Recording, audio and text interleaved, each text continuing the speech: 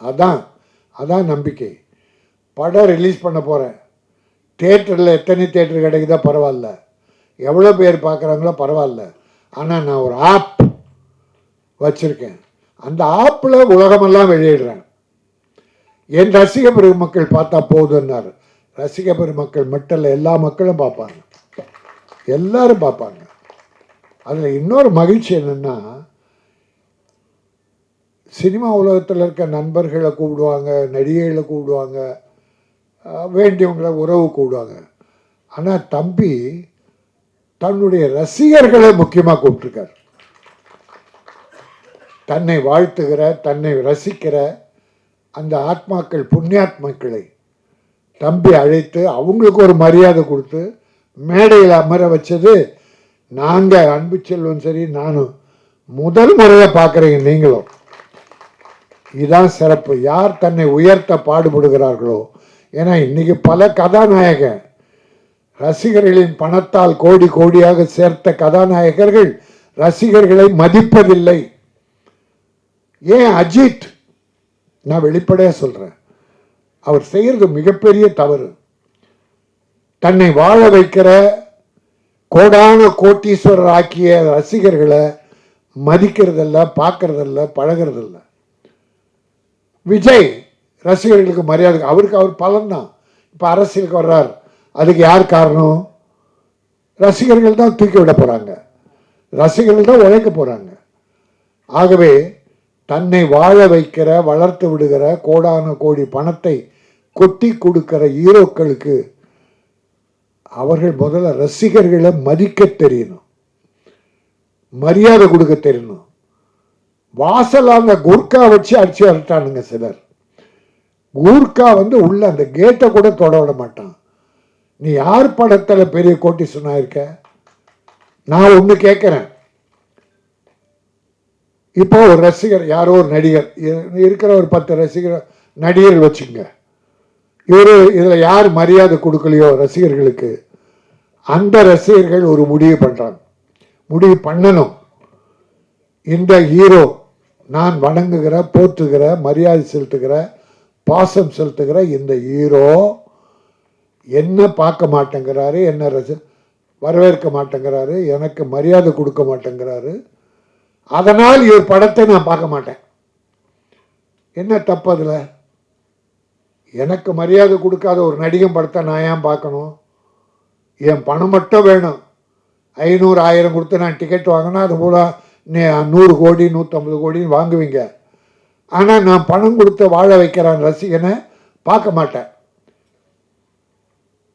அப்போ அந்த ரசிகன் ஒரு முடிவு பண்ணி இந்த ஹீரோவின் படத்தை நான் பார்ப்பதில்லைன்னு ஒரு முடிவு எடுத்து அந்த ரசிகன் தியேட்டருக்கு போகலன்னு வச்சுக்க, அவன் க்ளோஸ். நான் யார் பேரையும் சொல்லலை, பொதுவாக உலகத்தில் இருக்க நடிகன் எல்லாத்துக்கும் பொது கருத்தாக இது சொல்கிறேன். ஏன்னா ரசிகர்களை மரியாதை கொடுக்க வேண்டும், போற்றி வணங்க வேண்டும். இப்போ கூட விஜய் ஒரு ஃபங்க்ஷனில் ஒரு வார்த்தை சொன்னார், அது மிகையான வார்த்தை. என் தோலை உங்கள் கால் செருப்பாக தைத்து போட விரும்புகிறேன்னார். அது நடக்காதுன்னு வச்சுங்க, அது சுத்தமாக பொய்யான வார்த்தை, அது மிகையான வார்த்தை. ரசிகர்கள் கூட அதை எதிர்பார்க்கல. அன்பு செலுத்தினா போதும், பாசம் வைத்தால் போதும். 6 மாதத்துக்கு ஒரு முறை அந்த ரசிகர்களை அழைத்து ஒரு விருந்து கொடுத்து ஒரு ஃபோட்டோ ஸ்டேட் எடுத்துட்டா போதும்.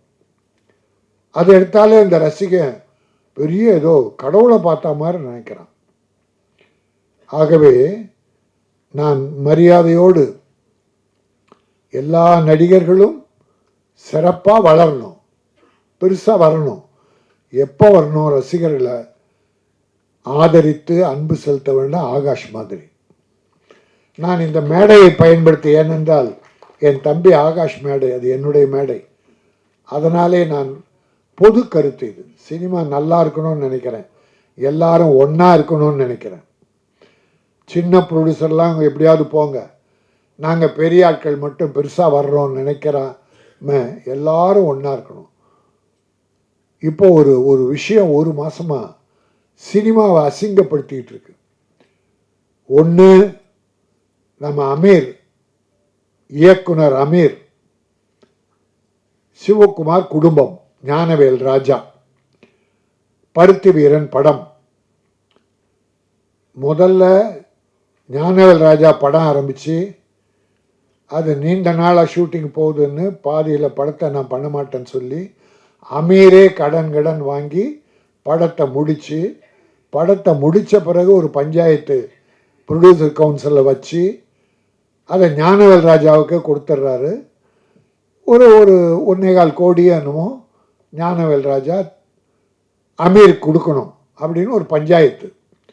ஆனால் படம் போச்சே தவிர வெற்றி. நம்முடைய கார்த்தி இன்னைக்கு பெரிய ஹீரோவாக விளங்குறாருன்னா அது அமீர் தான் காரணம். அது யாராலும் மறுக்க முடியாது. ப்ரொடியூசர் ரொம்ப முக்கியம் இல்லைன்னு சொல்ல. பஞ்சாயத்து படி பணம் கொடுக்கல, கோர்ட்டில் இருக்குது. ஆனால் கார்த்தி கூட 25வது படத்தில் விழாவில் பிரச்சனை வருது. ஏன் அமீரை கூப்பிடல? நாங்கள் கூப்பிட்டா அவர் வரல. அமீர்கிட்ட கேட்டால் மரியாதையாக கொடுக்கல. பெரிய மரியாதை கொடுத்து அமீரை அழைத்திருக்க வேண்டும். சரி, நடந்து போச்சு.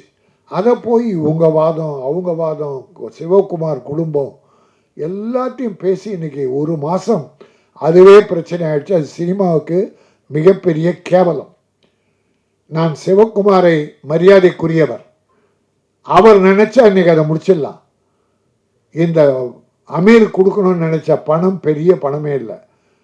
இன்னைக்கு 15 கோடியே என்னமோ கார்த்திக் வாங்குறார். 1.25 கோடியே ஏதோ பஞ்சாயத்து போல் இருக்கு. Council panchayat, producer council. அதை இன்னைக்கு எடுத்து மரியாதையோடு கொடுத்து ஒரு வணங்கி அமீருக்கு ஒரு அவருக்கு ஒரு வாழ்வு, கார்த்திக்கு ஒரு நன்றி கடன், அது சிறப்பாக இருக்கும். ஆகவே இதை தீர்த்து வைக்க சிவகுமார் அவர்களை நான் வேண்டி கேட்டுக்கொள்கிறேன். இது பெரிய பிரச்சனையாகி வாத பிரதிவாதங்கள் வர வேண்டாம் என்பதாலே. இன்னொரு செய்தி, நம்முடைய மன்சூர் அலிகான் திரிஷாவை பற்றி ஒன்று பேசிட்டார். அது பெரிய வாதமாகி திரிஷா ஒரு மறுப்பு, குஷ்பு ஒரு மறுப்பு, இன்னும் நடிகையெல்லாம் மறுப்பு, சிரஞ்சீவி ஒரு மறுப்பு. அப்புறம் இவர் நம்ம மன்சூர் அலிகான், அவரை பேச விட்டா பேசிக்கிட்டே இருப்பார்.